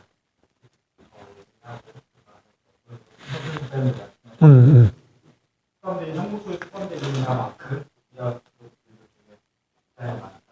그래서 좀 의문이 있었고 확인하고 싶었던 점이 있었는데 네네. 복음의 정의하시면서 그런 답변이 됐어요. 답변이 때문에 제가 사실 알아야 될 또 한마디 하고 싶은데 실은 저는 제 회복과 이 교육의 목적이 자신의 회복 혹은 자녀의 회복, 형제의 회복, 누군가의 회복을 돕기 위해 사역을 하시고자 하는 마음 많으신 분들이 많이 있다고 생각해요. 실은 자기에게 이것을 적용하는 것은 크게 어렵지 않아요. 근데 누군가 다른 사람에게 적용할 때에는 굉장히 우리가 이런 표현 쓰잖아요. 나의 하나님, 네가 만든 하나님, 내가 만든 하나님. 근데 거기서 자꾸 벽을 세우고 내가 만난 하나님과 다르기 때문에 그렇기 때문에 이 교육에서 어떤 상황에 어떤 이렇게 하는 것이 그 지체에게 좋다. 이건 굉장히 특별한 경우에 특별한 지체들을 딱 표적화해서 나온 교육이기 때문에 그 지체 또한 이 상황인지 실은 판단하는 것이 이성으로는 실은 불가능해요. 틀릴 수 있거든요. 그래서 좀 내가 만난 하나님과 네가 만난 하나님이 다르기 때문에 뭐 좀 잘못된 거야 라고 빠지는 경우가 되게 많이 있어요. 그래서 결국에는 뭐 뭔가 할 때 제가 그런 늘 섬김을 받은 자로서 누군가 이런 주제를 섬기고자 하는 마음을 받으신 분들이라면 그 마음에 섬김이 우선인 것이죠. 그렇죠. 그 사람을 다른 내가 아는 것과 다른 그 사람의 회복의 과정 충분히 다를 수 있다는 것. 다 모양이 다르고 환경이 다르기 때문에 하나님이 그 가운데 그 회복하는 방식이 다 다른 것들을 인정하고 정말 그 마음을 지켜나갈 때 진짜 섬김의 마음으로 지체에 접근할 때 회복이 일어나는 것이지 이것들 실은 매몰되다 보면 나의 하나님에 매몰되다 보면 누군가의 하나님 결국에는 동일한 하나님이랑 우리 하나님을 잊어먹고 나의 하나님을 자꾸만 이야기하는 것 같아요. 그건 실은 그렇죠. 네. 그렇죠. 그래서 지금 이제 말한 거의 핵심은 뭐냐면, 그래서 제가 이제 이 영적인 문제는 배제하라는 게 이제 그 소리예요. 응? 영적인 문제는 배제해라. 회복될 때까지는 영적인 문제는 배제해야 되고, 그렇죠? 영적인 문제는 배제하고, 그리고 이제 회복이 되었을 때, 이때를 대비해서 주변 사람들을 먼저, 그렇죠? 주변 사람들의 신앙을 먼저 세워. 요게 그래서 이제 다음 시간에 좀 더 하겠지만, 영적인 문제랑 병행되면 더 심각한 문제가 이제 왜 생기는가. 그런 부분들을 다음 시간에 다루도록 할게요.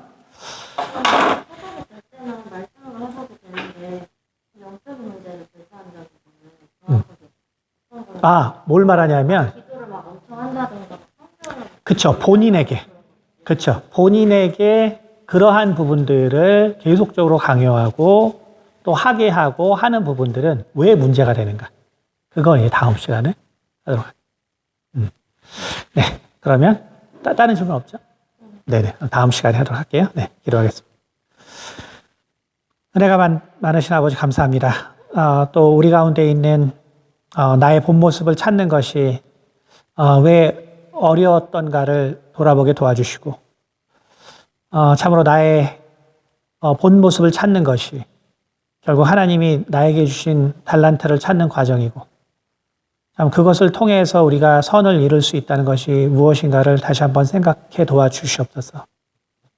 그러므로 우리가 참으로 이렇게 어려운 문제들의 가정을 돌아볼 때 우리가 그들 사이에서 또 우리의 조력이 참 각자의 어떠한 상처를 주었고 또 어떠한 부분들이 또 거기 숨겨져 있고 또 어떤 부분으로 우리가 고통을 받는가를 우리가 잘 분별해서 그래서 우리가 영혼들을 잘 도울 수 있도록 도와주시옵소서. 특별히 우리 가운데 또 여러 가지 은사가 있다면 훨씬 우리가 잘 도울 수 있습니다. 또 영혼들을 돕고자 하는 자들에게 또 성령의 은사들을 허락하셔서 참으로 그 상처받은 자들의 아픔과 또 고통을 잘 헤아릴 수 있도록 도와주시고 무엇보다도 참으로 이것은 인내의 과정입니다. 우리가 참 잘 이 인내를 통하여서 우리 주님의 오래 참음을 우리가 본받아서 우리가 또 이렇게 마음이 힘든 사람들을 잘 도울 수 있도록 도와주시옵소서. 감사드리며 살아계신 우리 주 예수 그리스도를 받들어 기도드렸습니다. 아멘.